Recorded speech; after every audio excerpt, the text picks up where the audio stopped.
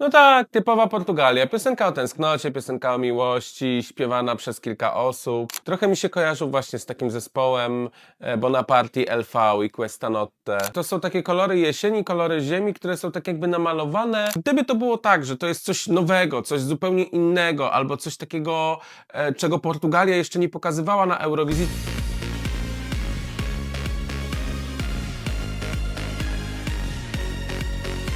Cześć wszystkim, tu Michulec i witam Was w kolejnych reakcjach na piosenki z Eurowizji 2026. Wracamy do tego cyklu, mimo że znamy już wszystkie konkursowe utwory, ale dzisiaj idziemy z piosenką z naszego polskiego półfinału. Mowa tutaj oczywiście o Portugalii, Bandidos do Cante z piosenką Rosa. W Portugalii ogólnie było bardzo duże zamieszanie, bo większość kompozytorów, która brała udział w Festival da Canção, pełniącego rolę także preselekcji portugalskich do Eurowizji, powiedziała, że jeżeli wygrają, no to nie pojadą na Eurowizję, ale akurat z zespołem Bandidos do Cante było inaczej.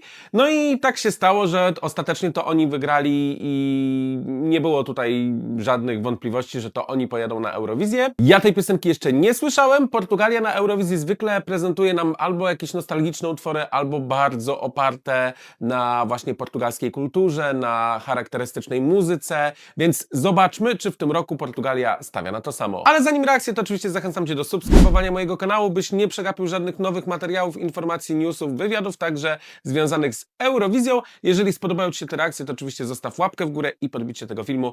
A ja nie przedłużam, lecimy z tematem Bandidos do Cante Rosa.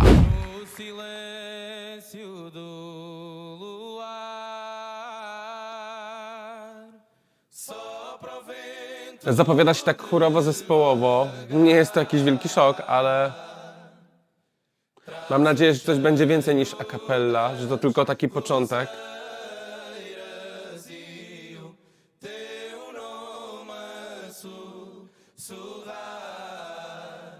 Meu amor, se hoje for à noitinha ao meu jardim, Powoli robię się senny. To nie jest moja muzyka, niestety. fazem-me lembrar de ti. Não há pressa de onde eu sou, não há preço para esta casa. Bardzo jest to takie klasyczne, jeśli chodzi o sposób występowania. To jest coś, co na Eurowizji 20 lat temu było może hitem, trochę tak można powiedzieć. Trochę mi się kojarzył właśnie z takim zespołem Bonaparti, LV i Questa Notte. Jakby podobna konwencja. Tylko że tamci byli przebrani, no ci są po prostu ubrani normalnie w takie kolory ziemi. No tak, typowa Portugalia. Piosenka o tęsknocie, piosenka o miłości, śpiewana przez kilka osób. Słyszymy te instrumenty charakterystyczne dla portugalskiej muzyki, właśnie te brzmienia.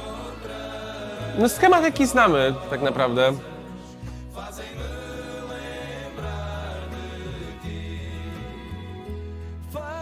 O, ten głos, ten wokal mi się chyba najbardziej podoba z nich wszystkich, bo jest i wyższy trochę, ale taki fajny, pełny, czysty.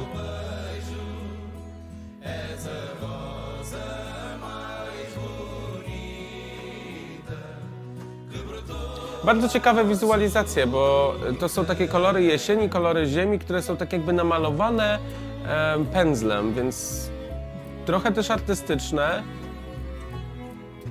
Bardzo melancholijne w odbiorze i te skrzypce.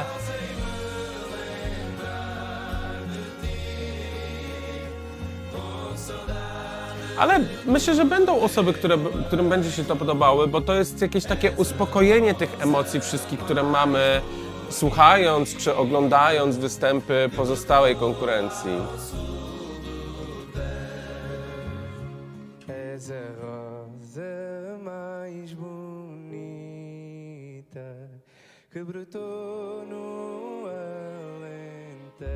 No pięknie, jesteś najpiękniejszą różą, która wykiełkowała. No tak, no Portugalia, no co tu więcej dodawać. Piosenka, która absolutnie nie zagości na mojej playliście. Sorry Gregory, dla mnie jest to nudne. Domyślam się i tak jak mówię, wiem co może poruszać w tej piosence i wiem co może sprawiać, że jednak ludzie się zakochują w tego typu utworach, ale no dla mnie to jest po prostu zbyt nudne i zbyt jednostajne. Przepraszam, ale mi się to po prostu nie podoba.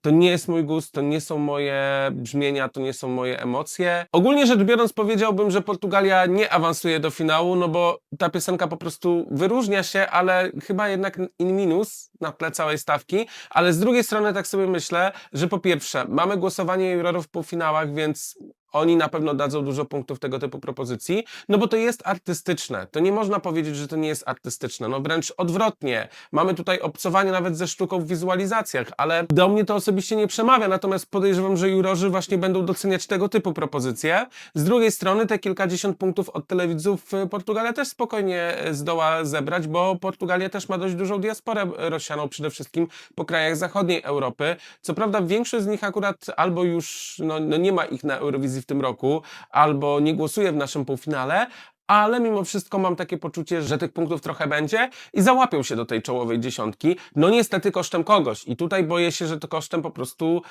piosenek, które mi się osobiście bardziej podobają, albo są dla mnie większym zjawiskiem, większym fenomenem, bo jeszcze gdyby to było tak, że to jest coś nowego, coś zupełnie innego, albo coś takiego, czego Portugalia jeszcze nie pokazywała na Eurowizji, to bym powiedział, dobra, jest to dla mnie nudne, nie czuję tej piosenki, ale jest to fenomen, jest to zjawisko. No, to nie jest zjawisko, bo Portugalia wysyła ten schemat co roku, no po prostu dla mnie nie, ale myślę, że do tego typu piosenki bardzo łatwo stworzyć widowisko, które będzie właśnie nastrojowe, które będzie wydobywało z nas te emocje, gdzie będziemy mogli w jakiś sposób utożsamiać się z tą piosenką, mimo że nie rozumiemy wszyscy tekstu, więc myślę, że to wcale nie musi być na ostatnim miejscu i to wcale nie musi źle skończyć.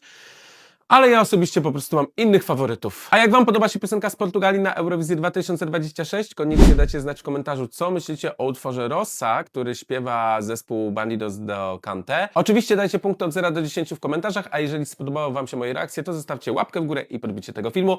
A my widzimy się już niebawem w kolejnych reakcjach, tak więc do zobaczenia, trzymajcie się, cześć!